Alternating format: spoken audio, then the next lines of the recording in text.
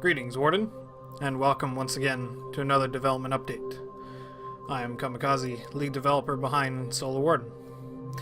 In this Friday update, we wanted to provide you with a video to show off some of the latest of both the visuals as well as the audio side.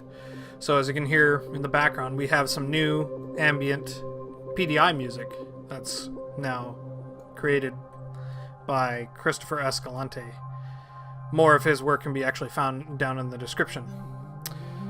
On top of the new music that we have new layering that's been done actually by our sound designer Andrew, who's actually layered in multiple different layerings of the low, medium, and high intensities, as well as blends between either PDI mode or flight mode. As you can see here when I take control of an Icarus, that it blends over into different oriented music relative to whatever kind of style of play that you're actually doing.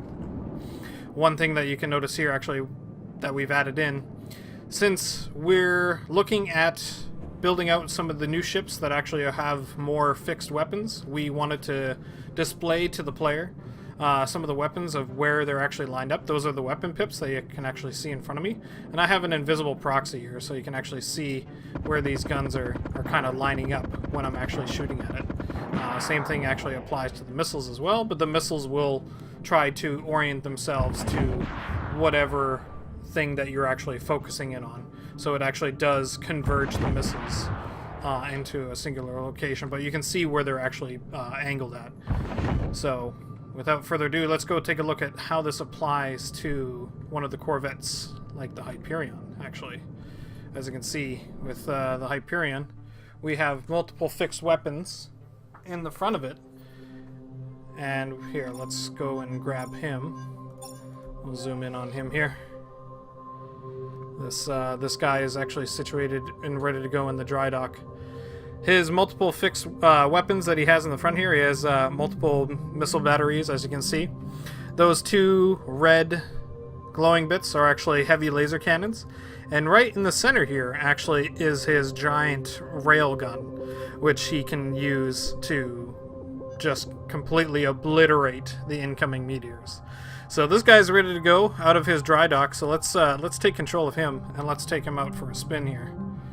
Alright, we're ready to go. Let's accelerate and get out of this. Alrighty. So as you can see right off the bat, we have multiple kind of indicators. Some of the weapon pips that actually get left behind are the turrets that can't actually orient in that location. And right now I've actually copied a lot of the same setup as the Helios just to get it going and get it started. But he'll probably have a very different weapon layout from this. So, but some of the ones that you can see here with the weapon pips as they're, lining up when I'm actually shooting, some of them will actually, well, they'll deactivate, of course, when you're not in range. And you can see as I get into the weapon pips that they will reactivate.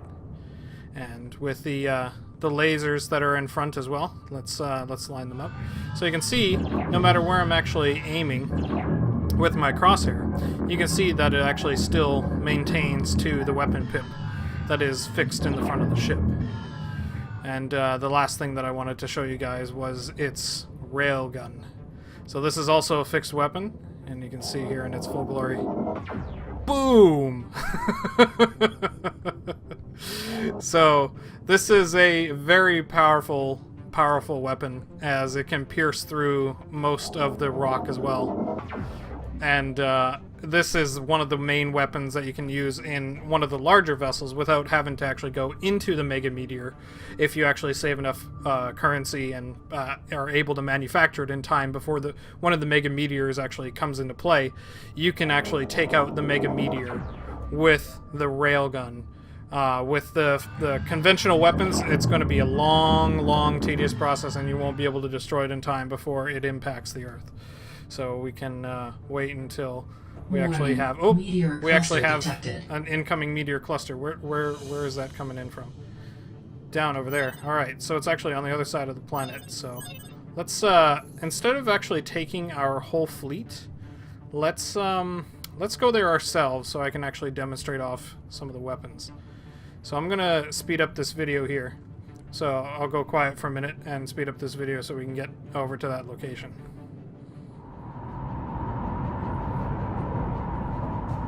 And here's the music coming into play.